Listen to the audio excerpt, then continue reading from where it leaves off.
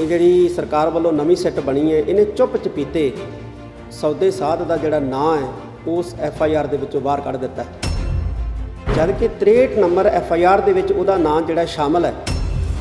इहनूं चुप चपीते बाहर कढ़ण दा कारण तां दस्सिया जावे, सिट दस्से तां सही कि इहदा नां असीं क्यों कढ़िया बाहर। उस हरियाणे की जेल दे विचों इहनूं इत्थे लिआंदा जाए पंजाब दे अंदर, और इहदे तों बिल्कुल तफशीश जिहड़ी है वो कीती जाए इतों कि तेरा नाम जिहड़ा 63 नंबर FIR दे विच दर्ज होया है, जिहदे विच महिंदरपाल बिट्टू का जिहड़ा बयान लिखिया है, जिहदे चों कहंदा है कि पिता जी का हुक्म सी सानूं ये काम करन दा। सौदे साध तो पुछ होनी चाहिए सी, पड़ताल होनी चाहिए सी, सख्ती दे नाल पुछया जाना सी, उहनूं चाहिदा सी उहनूं पंजाब दे विच लिया के। पर किते ना किते ये बहुत वड्डी जिहड़ी है इहदे पिछे साजिश काम करदी नज़र आउंदी है। इहदे च केंद्र सरकार भी जिहड़ी है वो इनवॉल्व हो सकती है। जिन्नियां जांचां होईयां, सिट बणीआं, सारा कुछ होया, सब ने ही जिहड़ा है सानूं तां सब चों सियासत नज़र आई है, कोई सच तां सानूं किते लभ्या नहीं है, दिस्सिया नहीं है। तो जे इंसाफ नहीं मिलता तो असीं आप भी इंसाफ लैण दे जिहड़ा है वो समर्थ हाँ। मैनूं जापदा है कि ये 2022 का जिहड़ा इलैक्शन है उहदे विच ही माइलेज लैण दा जिहड़ा है एक तरीका है, क्योंकि वो डेरे का एक वोट बैंक है। उस वोट बैंक के उत्ते सारियां पार्टियां की नज़र हैगी है, तो सारियां पार्टियां उस वोट बैंक नूं कैश करना चाहुंदियां, चाहे वो अकाली दल है, चाहे वो कांग्रेस है, चाहे आम आदमी पार्टी है, तो चाहे BJP। असीं बेअदबी के मुद्दों के उत्ते किसी नूं सियासत करन दा जिहड़ा है मौका नहीं देंगे, सियासत नहीं करन देंगे। गुरु ग्रंथ साहिब सच्चे पातशाह दीयां जिहड़ियां बेअदबियां दा मसला है वो बहुत ही सिखां वास्ते संवेदनशील मसला है। इहदे ते किसी किस्म की सियासत राजनीति जिहड़ी है वो नहीं होनी चाहिए। दोषी जिहड़े है वो बेनकाब होने चाहिए ने। जदों बरगाड़ी की घटना वापरी उस वक़्त मैं बतौर हैड ग्रंथी श्री मुक्तसर साहिब विखे सेवा निभाउंदा सी। असीं भी बरगाड़ी पहुँचे सी। जदों कोटकपूरे धरना लग्या उस धरने दे विच भी मैं मौजूद सी। बहुत कुछ मैं अपनी अखां दे नाल वेख्या भी है। श्री गुरु ग्रंथ साहिब सच्चे पातशाह दे वो अंग जिहड़े बरगाड़ी की गली दे विच खिलारे गए सन, ਉਹਦੀ ਸਪੁਰਦਗੀ उस वक्त ਜਿਹੜੀ खट्टड़ा की अगवाई ਦੇ ਵਿੱਚ ਸਿੱਟ ਬਣੀ ਸੀ, ਉਹਨੇ श्री मुक्तसर साहिब श्री दरबार साहिब विखे ਉਹਨਾਂ अंगां ਨੂੰ ਸੁਸ਼ੋਭਿਤ ਕਰਵਾਇਆ ਸੀ। उस वक्त मैं ਉੱਥੇ मौजूद सी और असी ही ਉਹਨਾਂ अंगां ਦੀ ਸਪੁਰਦਗੀ ਜਿਹੜੀ ਆ ਉਹ ਪ੍ਰਾਪਤ ਕੀਤੀ ਸੀ, ਬਕਾਇਦਾ ਉਹਨਾਂ ਦੀ ਗਿਣਤੀ ਕੀਤੀ ਸੀ। ਪਹਿਲੀ ਸਿੱਟ ਨੇ ਇੱਕ FIR ਦਰਜ ਕੀਤੀ ਸੀ ਜਿਹਦਾ ਨੰਬਰ ਸੀ 63। उस 63 नंबर FIR दे विच जिथे महिंदरपाल बिट्टू वर्गे दोषी करार दिते गए सी, उत्थे सौदा साध जिहड़ा है इसनूं भी जिहड़ा है FIR दे विच नामजद किया गया सी।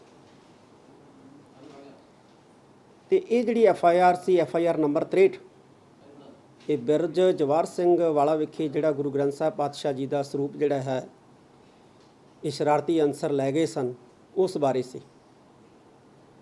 उस तो बाद एक FIR जिहड़ी है FIR नंबर 128 ये दर्ज हुई सी, जिहदे विच भी सौदे साध नूं जिहड़ा है वो शामिल कीता सी। और हाई कोर्ट ने ये जिहड़े दोने केस सी, चाहे वो बुरज जवाहर सिंह वाला केस सी, चाहे बरगाड़ी वाला सी, चाहे गुरुसर वाला सी, इन्हां सारे केसां नूं जिहड़ा सी वो एक समान जिहड़ा है वो दस्सिया सी कि ये सारे केस जिहड़े ने एक दूसरे नाल ही रिलेटेड ने, सारे केस इकट्ठे समझे सी। और हैरानी की गल है कि परसों जिहड़ी FIR नंबर 128 के तहत चलान पेश होया है, ये जिहड़ी सरकार वालों नवीं सिट बनी है, इन्हें चुप चपीते सौदे साध का जिहड़ा नां है उस FIR दे विचों बाहर कढ़ दिता है, जबकि 63 नंबर FIR दे विच उहदा नाम जिहड़ा शामिल है। तो हाई कोर्ट जिहड़ा है वो कहंदी है कि बुरज जवाहर सिंह वाला केस ते बरगाड़ी वाला जिहड़ा कांड होया उहदा जिहड़ा केस है ये दोनों जिहड़े ने समानांतर ने, कोरिलेटेड ने। तो जे 63 नंबर FIR दे विच बाबे दा नाम जिहड़ा सौदे साध दा शामिल है, तो फिर FIR 128 तहत जिहड़ा चलान पेश किया है नवीं सिट ने, उहदे विच सौदे साध नूं बाहर कर देना ਇਹ ਬਹੁਤ ਵੱਡਾ ਸ਼ੱਕ ਪੈਦਾ ਕਰਦਾ ਹੈ। ਇਹ ਬਹੁਤ ਵੱਡੀ ਸਿਆਸਤ ਹੋ ਰਹੀ ਹੈ। ਅਸੀਂ ਪਹਿਲਾਂ ਹੀ ਕਹਿ ਰਹੇ ਹਾਂ ਕਿ ਇਸ ਮਸਲੇ ਤੇ ਸਿਆਸਤ ਨਹੀਂ ਹੋਣੀ ਚਾਹੀਦੀ, ਦੋਸ਼ੀ ਬੇਨਕਾਬ ਹੋਣੇ ਚਾਹੀਦੇ ਨੇ, ਦੋਸ਼ੀਆਂ ਨੂੰ ਸਜ਼ਾਵਾਂ ਦਿੱਤੀਆਂ ਜਾਣੀਆਂ ਚਾਹੀਦੀਆਂ ਨੇ।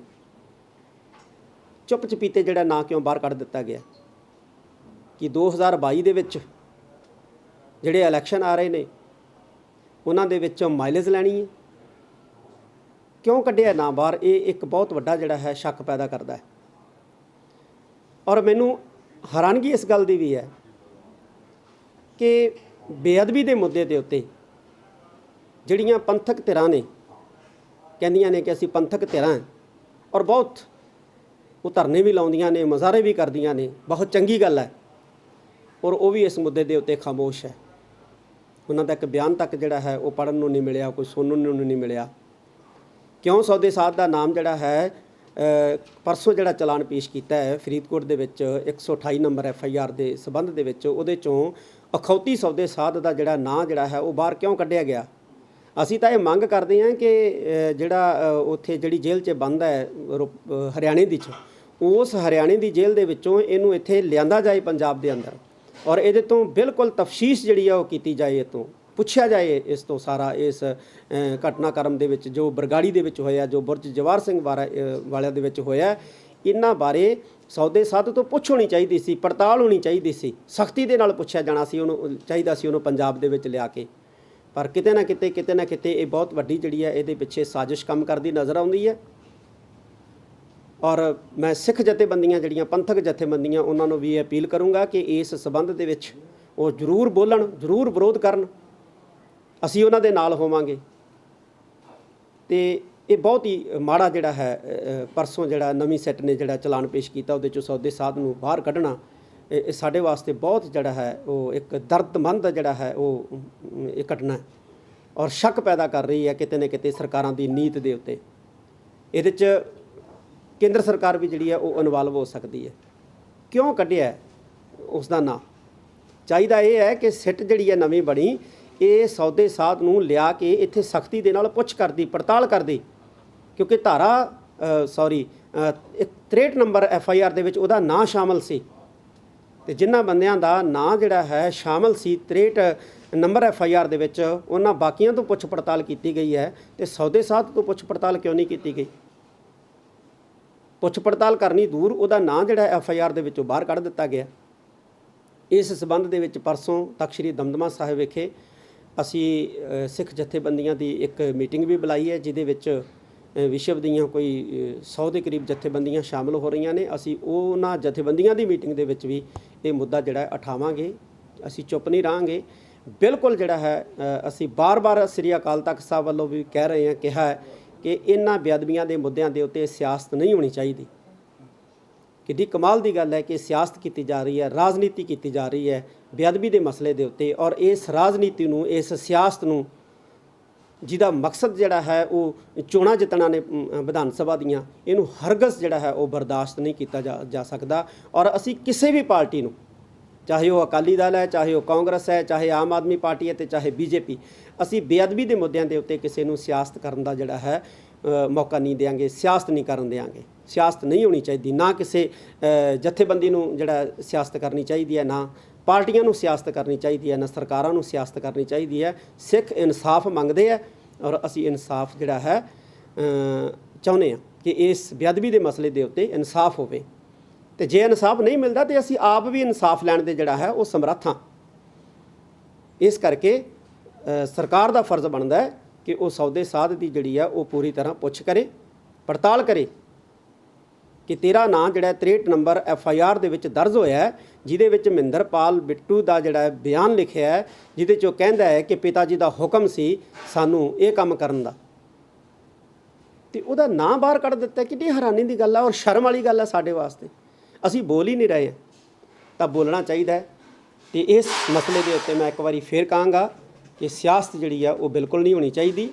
ਜੇ ਕੋਈ ਸਿੱਖਾਂ ਦਾ ਹਮਦਰਦ ਹੈ ਤੇ ਫਿਰ ਉਹ ਸਿੱਖਾਂ ਨੂੰ ਇਨਸਾਫ ਦੀ ਗੱਲ ਕਰੇ। ਮੈਨੂੰ ਜਾਪਦਾ ਹੈ ਕਿ ਇਹ 2022 ਦਾ ਜਿਹੜਾ ਇਲੈਕਸ਼ਨ ਹੈ ਉਹਦੇ ਵਿੱਚ ਹੀ ਮਾਈਲੇਜ ਲੈਣ ਦਾ ਜਿਹੜਾ ਹੈ ਇੱਕ ਤਰੀਕਾ ਹੈਗਾ, ਕਿਉਂਕਿ ਉਹ ਡੇਰੇ ਦਾ ਇੱਕ ਵੋਟ ਬੈਂਕ ਹੈਗਾ। ਉਸ ਵੋਟ ਬੈਂਕ ਦੇ ਉੱਤੇ ਸਾਰੀਆਂ ਪਾਰਟੀਆਂ ਦੀ ਨਜ਼ਰ ਹੈਗੀ ਹੈ, ਤੇ ਸਾਰੀਆਂ ਪਾਰਟੀਆਂ ਉਸ ਵੋਟ ਬੈਂਕ ਨੂੰ ਕੈਸ਼ ਕਰਨਾ ਚਾਹੁੰਦੀਆਂ। ਪਰ ਮੈਂ ਸਿੱਖਾਂ ਨੂੰ ਅਪੀਲ ਕਰਨਾ ਚਾਹਾਂਗਾ ਕਿ ਜਿਹੜਾ ਵੀ ਬੰਦਾ ਇਹ ਵੋਟ ਬੈਂਕ ਦੇ ਲਾਲਚ ਦੇ ਵਿੱਚ ਆ ਕੇ ਇਸ ਤਰ੍ਹਾਂ ਦੀ ਘਟੀਆ ਸਿਆਸਤ ਕਰਦਾ ਹੈ ਉਹਦੀ ਮੁਖਾਲਫਤ ਜ਼ਰੂਰ ਕਰਨੀ। ਨਵੀਂ ਸਿਆਸਤ ਕਰੀਏ ਪਹਿਲੀ ਜਿਹੜੀ ਜਾਂਚ ਹੋਈ ਜੋਰਾ ਸਿੰਘ ਦੀ ਜਾਂ ਹੋਰ ਹੋਈ ਉਹ ਜਨਤਕ ਹੁਣ ਜਿਹਦੀ ਜਾਂਚ ਜਿਹੜੀ ਬਿਲਕੁਲ ਜਿੰਨੀਆਂ ਜਾਂਚਾਂ ਹੋਈਆਂ ਸਿੱਟ ਬਣੀਆਂ ਸਾਰਾ ਕੁਝ ਹੋਇਆ ਸਭ ਨੇ ਹੀ ਜਿਹੜਾ ਹੈ ਸਾਨੂੰ ਤਾਂ ਸਭ 'ਚੋਂ ਸਿਆਸਤ ਨਜ਼ਰ ਆਈ ਹੈ। ਕੋਈ ਸੱਚ ਤਾਂ ਸਾਨੂੰ ਕਿਤੇ ਲੱਭਿਆ ਨਹੀਂ ਹੈ, ਦਿਸਿਆ ਨਹੀਂ ਹੈ। ਤੇ ਇਹ ਕੀ ਮੰਦਭਾਗੀ ਗੱਲ ਹੈ ਕਿ ਚੁੱਪਚਾਪ ਜਾ ਕੇ ਜਿਹੜਾ ਕੱਲ ਉਹਦਾ ਚਲਾਨ ਪੇਸ਼ ਕੀਤਾ ਜਾਂਦਾ ਤੇ ਉਹਦਾ ਨਾਂ ਹੀ ਗਾਇਬ ਕਰ ਦਿੱਤਾ ਜਾਂਦਾ ਸੌਦੇ ਸਾਧ ਦਾ।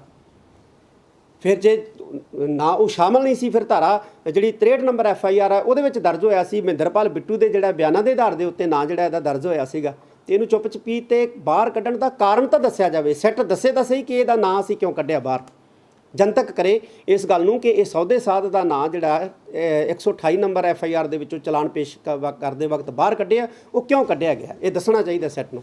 ਸਿੱਧਾ ਭਲਾ ਦੇ ਕੇ ਬਾਰ-ਬਾਰ ਉਹਨੂੰ ਹਸਪੀਟਲ ਲੈ ਕੇ ਜਾਂਦਾ ਜਾ ਰਿਹਾ ਜੀ। ਇਹ ਮੰਦਭਾਗੀ ਗੱਲ ਹੈ ਸਾਡੇ ਵਾਸਤੇ।